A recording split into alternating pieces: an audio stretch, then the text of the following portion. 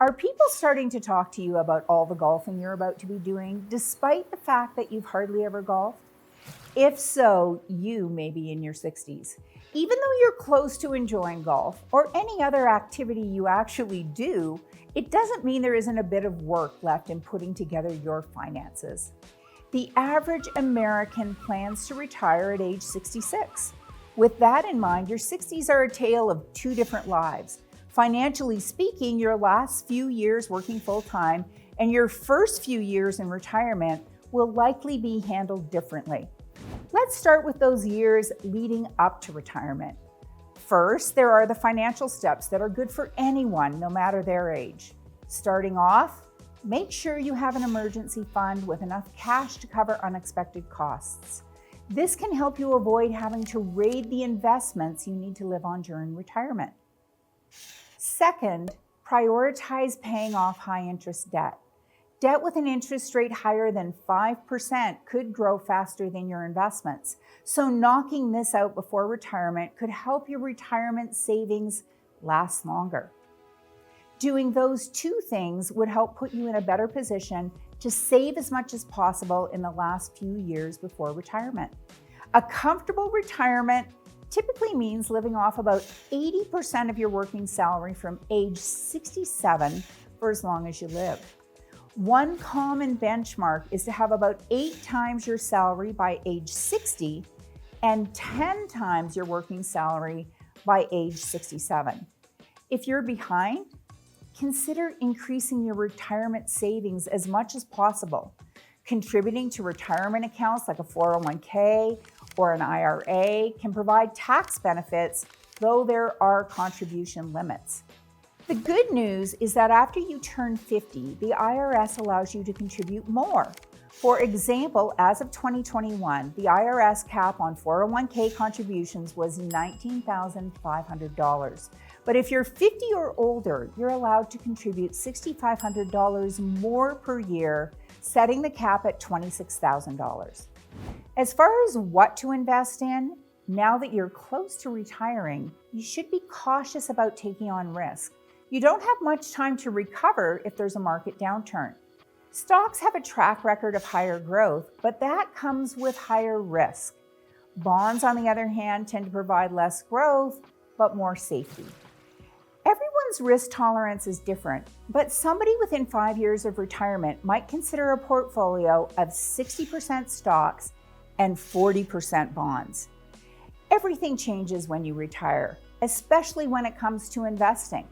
For decades, you've focused on accumulating and growing savings, but now you need to live on those savings while preserving them as long as possible. That's a big change, and you need a plan so you don't outlive your money. Creating a plan boils down to estimating your expenses, identifying your income sources, and figuring out how to align them. Start by estimating your annual spending. How much will you need for housing, doctor visits, utilities, travel, etc.? Remember that factors like downsizing housing, tax laws in the state you retire, increased travel in early retirement, or more doctor visits as you age may affect the equation. Also, how you spend down your assets may evolve over time as you go deeper and deeper into retirement. A retirement calculator can help you get a clearer picture. Once you've figured out how much income you'll need, plan where it will come from. Your investments are only one source. You may also have Social Security, pensions, rental income, alimony, etc. It's best to think about those reliable sources of income covering your basic needs and your investments for everything else. But for many people, the money they've saved up in retirement accounts is a major source.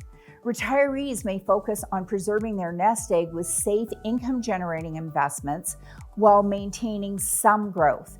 That money could need to last for decades. That means considering a conservative mix of investments, like 40% stocks, 55% bonds, and 5% cash. Many investors looking for income focus their stock portfolio on stocks that provide payments called dividends.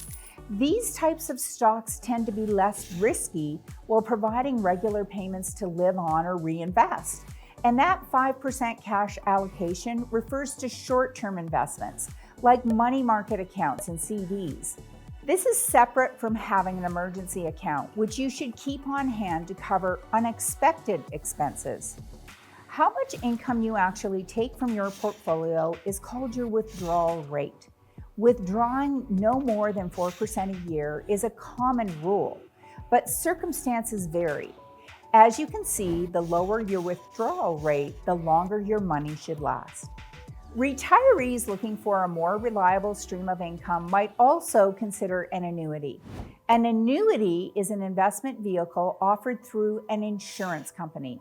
It's designed to provide regular payments for a determined length of time, which could be a certain amount of years or a lifetime. Investors approaching retirement may consider contributing their savings in one lump sum to an annuity. That contribution can then grow tax deferred. When investors are ready to start receiving payments, the insurance company will begin sending them monthly payments that are predetermined and guaranteed by the insurance company. When it comes to your retirement, there's always the option to work with a professional or use managed investment solutions that can do the planning and investing for you. All these different strategies have advantages and disadvantages, so be sure to do your research and consult a financial expert to help you if needed. Well, you've got a lot of planning to do, but once you're set up, the only planning you'll be doing is trips to see your grandkids and maybe even trying out some golf. Hey, why not, right? Just ignore the score and enjoy not working. Have a great retirement.